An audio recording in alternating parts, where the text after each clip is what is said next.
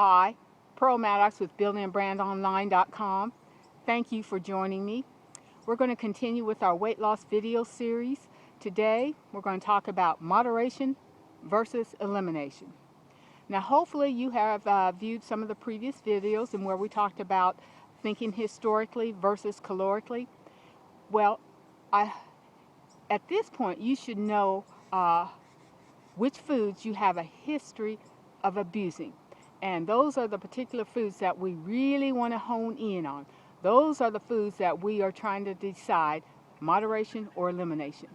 Now, when I say moderation, I mean moderation with very specific parameters, because we know we don't have a history of practicing moderation on a consistent basis, or else we wouldn't be here, right? So, with very specific parameters, what are you going to eat? What time are you going to eat? How much are you going to eat? When are you going to eat? And are you going to eat it before or after your exercise regimen? And we talked about that in a previous video. In order to lose it, you got to move it. So we need to exercise on a consistent basis.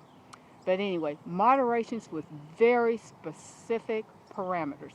And if you can stick to that, that works for you. That's great. Or elimination. Sometimes that just doesn't work. No matter how many parameters you put on it, it just doesn't work. And elimination may be your better option. If you have had a long history of abusing a particular food that you really enjoy, by eliminating it, you reduce that craving to the point where you no longer have the craving. You eliminate the temptation because you know in your mind, no, that's it. It's off limits. I'm not going to have it. But you also have to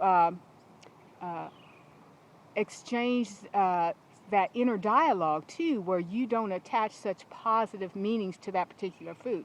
Oh, that was so delicious, but I need to give. No, that was a food that you had a history of abusing. It was a food that led you down the weight gain path. It was a food that has deprived you years of accomplishing your weight loss goals. So you attach a different meaning to it. So I have tried it both ways. And I tell you, what works for one may not work for someone else. So you figure it out. This is a lifestyle change. You have the time to see what works for you. So is it going to be elimination or moderation? And again, moderations with very specific parameters. It's your call. You all have an awesome and powerful day, and I'll see you in the next video. If you get a minute or two, check me out on my blog, BuildingABrandOnline.com. Bye-bye now.